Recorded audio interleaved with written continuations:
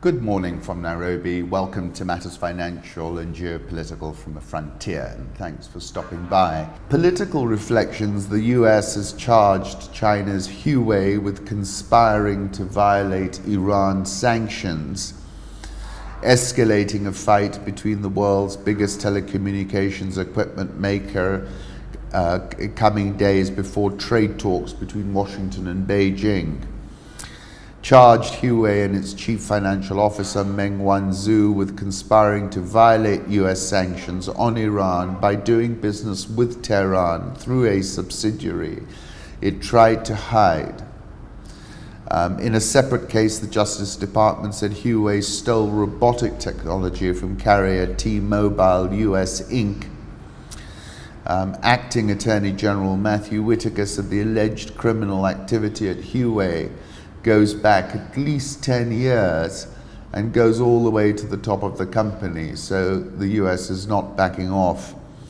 If you're interested in reading the actual DOJ indictment, that too is on the website.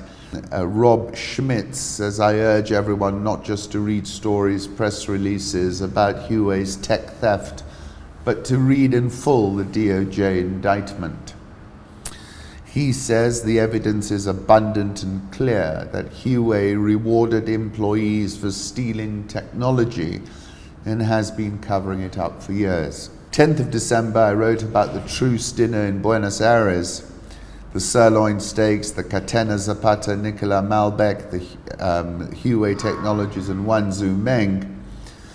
And I said this: you will recall that Presidents Trump and Xi Jinping enjoyed a much anticipated truce dinner at the G20 in Buenos Aires and quaffed a Catena Zapata Nicolas Malbec wine with their sirloin steaks and finished it all off with caramel rolled pancakes, crispy chocolate and fresh cream. A dinner that ran over by 60 minutes and one where the guests broke out into spontaneous applause thereafter. Of course, within hours, Canada had arrested Wanzhou on the basis of a warrant issued by the Americans. So it doesn't look too promising for a trade deal, but let's see how this unfolds. Ayatollah, who dared to resist, returned to Iran 40 years ago. And I remember this as if it were yesterday, because I just arrived in England. And I think this was the first revolution to unfold on our TV screens. It's been 40 years, but I still remember climbing the fences of Tehran University so I could see what was happening, said Majid Heidanik. He was among the millions who lined the streets of the Iranian capital on February the 1st, 1979, hoping to catch a glimpse of their beloved Imam, Ayatollah Ruhollah Khomeini, as he returned from more than 14 years in exile.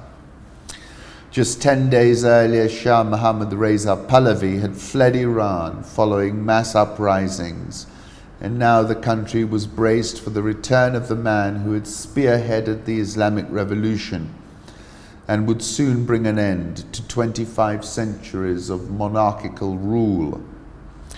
We were there to see the one person who dared to resist and protest. We were about to see our leader in the flesh, he told AFP. We were crying out of happiness, but we were worried as well. The country was still under the control of the Shah's regime.